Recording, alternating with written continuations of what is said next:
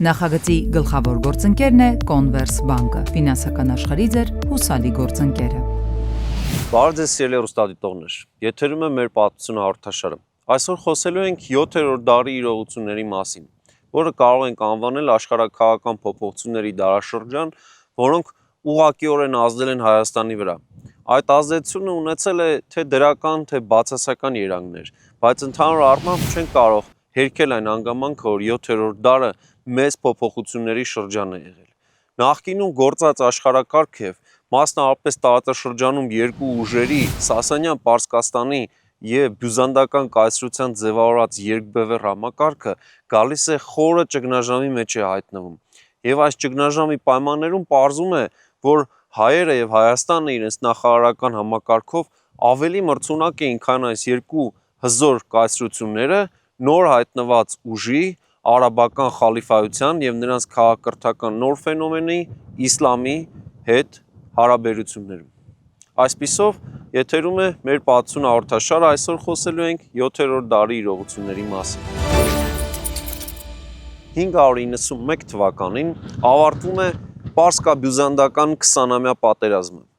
Այս պատերազմը բերում է նոր իրավիճակ Հայաստանի համար։ Պարզում է, որ Հայաստանի մեծ մասը պետք է գտնվի բյուզանդական, այսինքն արևելահռոմեական կայսրության կազմում։ Այս կայսրությունը քրիստոնեական կայսրություն էր, բայց 451 թվականի Քաղկեդոնի ժողովից հետո մեր եւ նրանց միջև եկեղեցական տեսանկյունից խզում էր առաջացել եւ մեր եկեղեցին եւ մեր նախարարական համակարգը, այսինքն թե աշխարհիկ եւ թե հոգեվոր իշխանությունները չէին ընդունում բյուզանդական այն համակարգը, որ ստեղծվել էր պետության հենց գլխում։ Բանն այն է, որ բյուզանդական կայսրությունում կայսրը համարվում էր երկրի հոգևոր եւ աշխարհիկ առաջնորդը եւ ստացվում է, որ նրանց եկեղեցին կայսրի ենթակայության տակ էր եւ այս համակարգը եւ նաեւ երկաբնակության այն թեզը, որ Քրիստոսի երկու բնություն կա իբրև մարդկային եւ աստվածային առանձին երկու բնությունների տեսքով, այս բացատրությունը հայ եկեղեցու համար անընդունելի էր եւ հետեւաբար Հայաստանի մեծ մասի անցումը բյուզանդական կայսրությանը այնպես չէ, որ հայության մեծ մասի բերկրանքներ առաջացրել։ Մյուս կողմից Հայաստանի փոքր մասը, արևելյան փոքր հատվածը մնացել էր Սասանյան Պարսկաստանի կազմում, որն էլ զրադաշտական կրոնապետություն էր։ Այստեղ համակարգը կառուցված էր դուալիստական զրադաշտական կրոնի վրա, այսինքն դուալիստական կրոնն այնպիսի կրոն է, որտեղ բարի եւ չար աստվածությունները իրար հավասարակշռում են եւ անընդհատ մրցակցության մեջ են, մի բան, որ ընկալելի չէր հայկական միջավայրի համար, եւ ահա Հայաստանը այս երկու հսկա կայսրությունների եւ նրանց քաղաքական համակարգերի պայմաններում պետք է իր հետագա ընթացքն ունենար։ Երբ խոսում ենք Հայաստանի 7-րդ դար մուտք գործելու շրջանի մասին, այստեղ նկատելի է հայ նախարարական համակարգի վերնախավի շրջանում որոշակի կարծեք թե դեպրեսիվ վիճակ։ Այսինքն նոր իրավիճակին հայ նախարարներն այնքան էլ պատրաստ չեն, բայց միևնույն ժամանակ շատ արագ այս վիճակը կարողանում են հաղթահարել հայ նախարարները եւ այս նոր իրավիճակում փորձում են իրենց դրվածքը, այսինքն հողերի ժառանգական սեփականատիրության համակարգը նորից որպես առաջնային տնտեսական եւ ռազմական հիմք համարելով գնալ միասնականացման, Հայաստանի միասնականության վերականգնման ճանապարհով։ Շատ կարևոր էր այս հարցում Հայաստանի հոգևոր միությունը։ Գաղտնիք չէ, որ միջնադարյան պայմաններում ինքնության հիմքը նախ եւ առաջ հավատն էր, այսինքն կրոնադավանական պատկանելությունը։ Այս առումով Հայաստանը միասնական էր թե արևելյան եւ թե արևմտյան մասերը, այսինքն բյուզանդական եւ պարսկական մասերում երկուսում էլ այս հարցի շուրջ կա ընդհանրություն։ Եվ բնականաբար եկեղեցական այս ընդհանրության պարագայում կայսրությունները դիտում էին Հայաստանի նկատմամբ քաղաքականություն հենց կրոնադավանական տեսանկյունից։ Եթե նրանք ճիշտ գործիքակազմ ընտրեն, Հայաստանը հնարավոր է իրենց ազդեցության տակ պահել ավելի երկար եւ ավելի իրենց կողմը շահարկել։ Այս իրողությունների պայմաններում բյուզանդական կայսրությունը ձգտում էր օրակարգ բերել եկեղեցիների միության հարցը, այսինքն հայոց կաթողիկոսը պետք է ենթարկվի բյուզանդական եկեղեցուն, մեր եկեղեցին պետք է մտցվի բյուզանդական եկեղեցու կառույցի մեջ եւ դրանով ստացվում է որ հայերի հոգեվոր ինքնուրույնությունը դրվում էր հարցականի տակ եւ դրանով նրանք կարող էին ամբողջովին հայկական նախարարական համակարգը եկեղեցով հանդերձ կուլ տալ։ Բայց մյուս կողմից մենք ունենք զրադաշտական համակարգում ճգնաժամ։ Սասանյան Պարսկաստանը գնալով ավելի էր թուլանում եւ պարզ էր, որ բյուզանդական կայսրության այդ մրցակցության պայմաններում նրանք չեն կարողանում դիմանալ այդ մրցակցությանը։ Այս մրցավազքում մեկ այլ վտանգ կա, որ բյուզանդական կայսրությունը օգտագործելով քրիստոնեական համայնքները կարող էր մեծացնել իր ազդեցությունը Սասանյան Պարսկաստանում եւ հենց սրանից ելնելով Խոսրով II արքան, Պարսկաստանի Սասանյան արքան որոշում է, որ պետք է այս հարցում շատ նուրբ լուծման գնալ եւ փոխում է նախկինում իրենց սխալ վերաբերմունքը հայ եկեղեցու եւ հայ նախարարական համակարգի նկատմամբ։ Եթե նախկինում նրանք հայ եկեղեցուն էին դիտարկում իբրև իրենց համար սպառնալիք եւ բյուզանդական ազդեցության հնարավոր պատվար, հասկանում են, որ հակառակը հայ եկեղեցին պայքարում է բյուզանդական եկեղեցու ազդեցությունը սահմանափակելու դեմ եւ իր ինքնուրույնությունն է պաշտպանում հենց բյուզանդական եկեղեցուց։ Հետևաբար անհրաժեշտ է տեսակավորել պետական քաղաքականության մեջ իրենց մոտեցումը, ինչպես են իրենք մոտենում հայ առաքելական եկեղեցուն եւ բյուզանդական եկեղեցուն։ Եվ հենց այս հիմքի վրա կարևոր դեր է խաղում 615 թվականին Տիզբոնում հրավիրված ժողովը, որտեղ Խոսրով II արքան Սասանյան Պարսկաստանի զրադաշտական միապետը վերջապես կատարում է այն, ինչ որ 100-ամյակներով, փաստորեն մոտ 200-ամյակ հայ նախարարները ձգտում էին հենց դրան հասնեն։ Նա հստակ հայտարարում է, որ այդ պահից սկսած իր համար ընդունելի է, որ հայերը շարունակեն դավանել քրիստոնեություն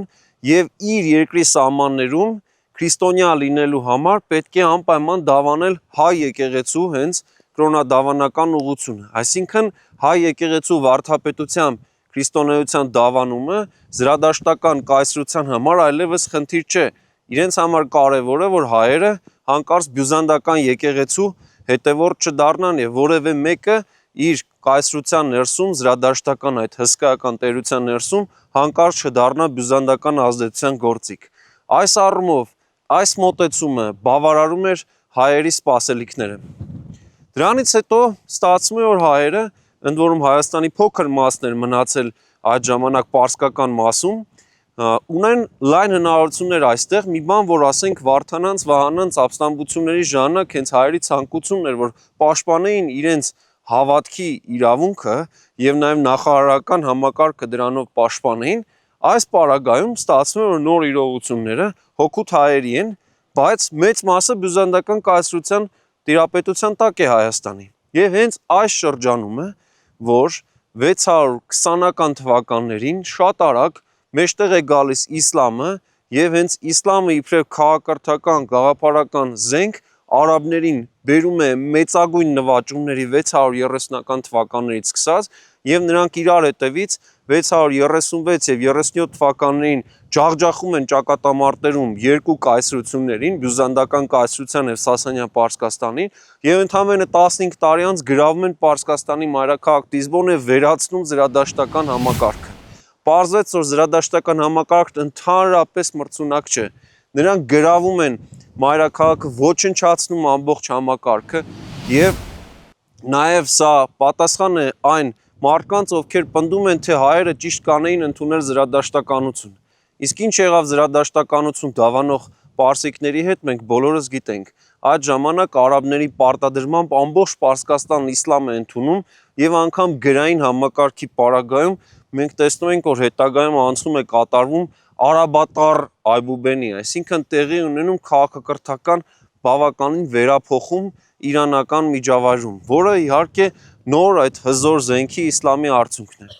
Բյուզանդական կայսրությունը այս հարվածներից 3-ից 4 անգամ կրճատում է իր տիրույթները։ Մերձավոր Արևելքի մեծ մասում նրանք կորցնում են իրենց տիրույթները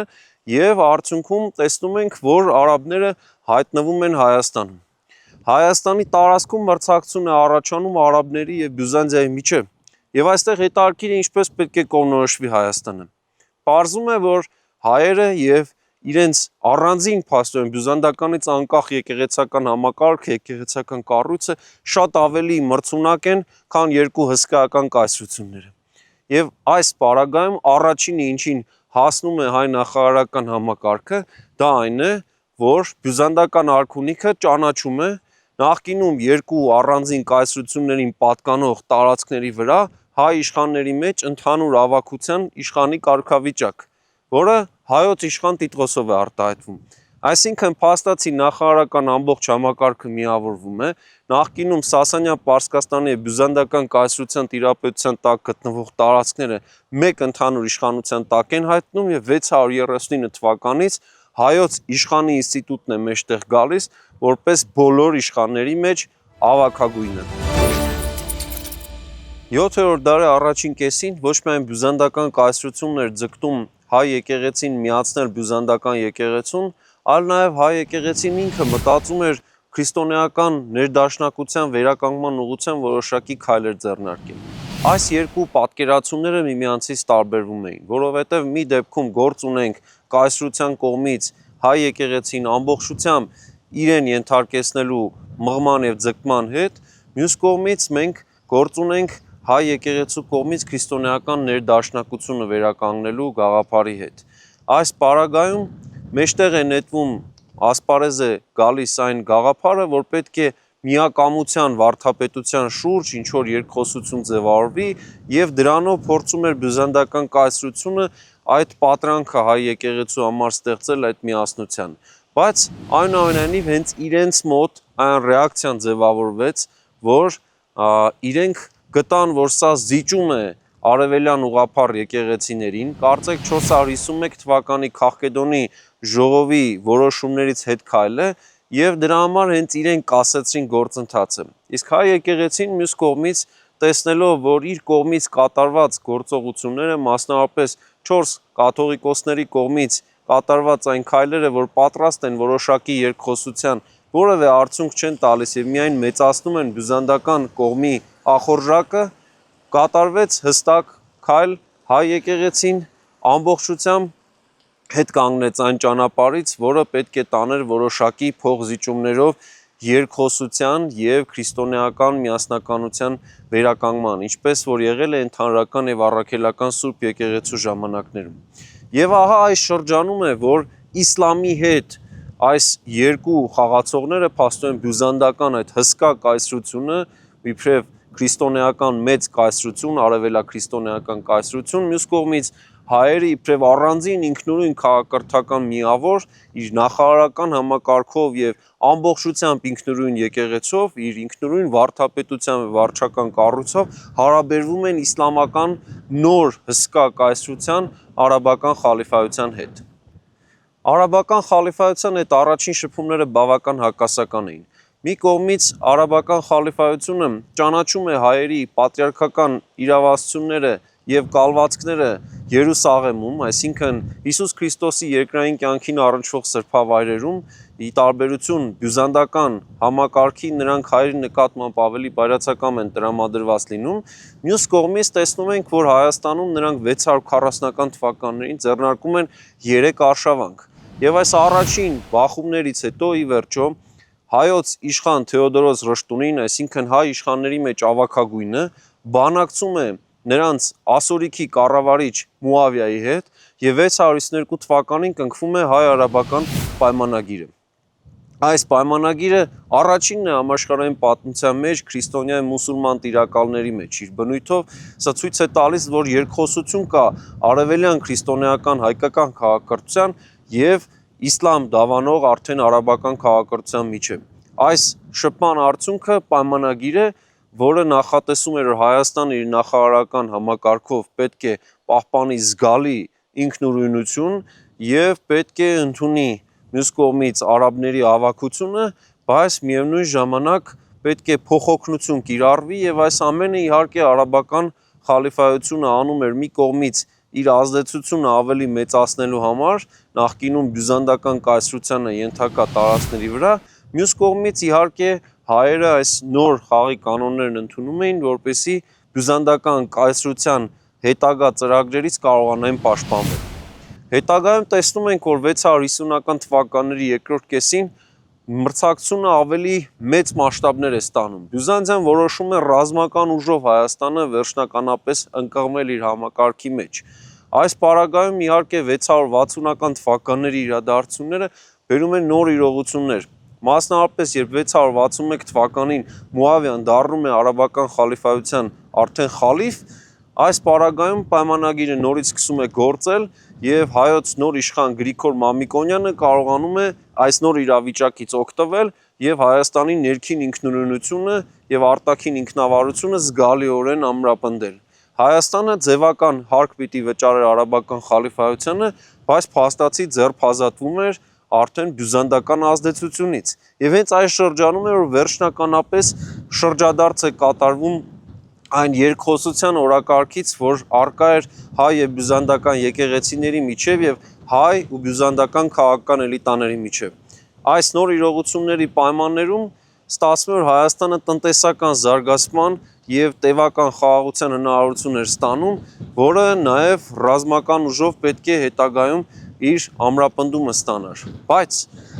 այս նոր իրողությունների պայմաններում մեջտեղ է գալիս տարածաշրջանի եւս մեկ նոր խաղացող։ Այսինքն 7-րդ դարը հարափոփող իրողությունների շրջան է։ Հյուսիսից, Հյուսիսային Կովկասից տարածաշրջանը ներխուժում խազարները 680-ական թվականներին։ Խազարները հսկայական պետություն էին ստեղծել, խաքանություն Հյուսիսային Կովկասում, այն տարածքներում, որտեղ ժամանակակից Ստավրոպոլի երկրամասն է եւ հարակից վարչամիավորները Ռուսաստանի Դաշնության կազմում, մինչեւ Կրասնոդարի երկրամաս մի կողմում, մյուս կողմում մինչեւ Դաղստան, եւ այս հսկայական տերությունը հետարքիր է, որ քաղաքակրթական մեկ այլ միջուկի վրա էր կառուցված։ Նրա հիմքում հուդայական կրոնն էր, այսինքն այն կրոնը, որը բնորոշ է սովորաբար հրեաներին եւ ազգային կրոն է նրանց համար համարվում, բայց խազարները հենց այդպիսի լիովին տարբերվող մշակութային քաղաքակրթական միջավայրի պայմաններում ստեղծում են հսկայական կայսրություն մի աստվածային մեկ այլ կրոնի հիմքով, այսինքն հուդայականությունը եւս մի աստվածային կրոն է, ինչպես քրիստոնեությունը եւ իսլամը, եւ այս հզոր պետությունը ոչ միայն տարածում էր դեպի հյուսիսի տափաստաններ, այլ նաեւ փորձում էր ճորապահակ համարվող այդ Դերբենտի հատվածից, որ այսօր Ռուսաստանի ամենահարավային քաղաքն է, իսկ այն ժամանակ Պարսկաստանի ամենահյուսիսային քաղաքն էր եղել, այդ հատվածից ներխուժել արդեն մեր տարածաշրջան եւ փաստորեն ենթարկեցնել այն տարածքները, որոնք կազմում էին այն ժամանակ Վիրքը, Աղվանքը եւ իհարկե Հայաստանը։ Բայց նրանց դեմ ճակատամարտում Գրիգոր Մամիկոնյանը կարողանում է հաջողություն արձանագրել, ցավոք ճակատամարտում ինքը անձամբ զոհվում է 685 թվականին եւ նրանից հետո մենք տեսնում ենք, որ որոշակի գործընթացների արդյունքում արաբների եւ Բյուզանդիայի մրցակցությունը բերում է անընդհատ փոփոխություններ։ Այս փոփոխությունների մի կարճ ընթացք 689-693 թվականների շրջանում բյուզանդական զորքերի ներխուժման արդյունքում Հայաստանում իշխում է Ներսեհ Կամսարականը։ Ներսեհ Կամսարականը կառուցել է այն հոյակերտ եկեղեցին, որի մոտ մենք հիմա կանգնած ենք։ Խոսքը Թալինի Սուրբ Աստվածածին եկեղեցու մասին է, հին Սուրբ Աստվածածին եկեղեցու, որը կառուցվել է Սուրբ Կաթողիկե եկեղեցու կողքին եւ իր ոճով իհարկե 7-րդ դարի մեր հոյակերտ մյուս եկեղեցիների նմանողությամբ է, ընդհանուր լուծումներ ունի, ինչպես օրինակ Աշտարակի Կարմրավոր եկեղեցին, եւ այս հրաշալի եկեղեցու առանձնահատկություններից է նաեւ այն, որ նրա գմբեթը ծածկված է հրաշալի կղմինդրով, որը նաեւ վերջին նորոգության ժամանակ է հաշվի առնվել եւ հենց այդ կերպ կատարվել է։ Ներսեհ Կամսարականից հետո տեսնում ենք մենք շարունակական փոփոխություններ։ Հայ քաղաքական լանդշաֆտում աստիճանաբար գերիշխող են դառնում Բագրատունիները եւ Բյուզանդիայի ու արաբական խալիֆայության մրցակցությունը այնքան է սրվում ու նրանց բախումները Հայաստանի տարածքում այնքան թափ են ստանում, որի վերջո այս իրավիճակում արաբները որոշում են վերջնականապես նվաճել Հայաստանը։ Եվ 7-րդ եւ 8-րդ դարի սահմանագլխին արաբական զորքերը ներխուժում են Հայաստան եւ 3 տարի տևած ռազմական գործողությունների արդյունքում նվաճում են ամբողջ Հայաստան։ Այսօրվա մեր հաղորդումը մոտեցավ իր ավարտին։ Կհանդիպենք հաջորդ շաբաթ մեր պատմությունը հաղորդաշարի եթերում։ Հաջողություն։ Նախագծի գլխավոր գործընկերն է Converse բանկը, ֆինանսական աշխարհի ձեր հուսալի գործընկերը։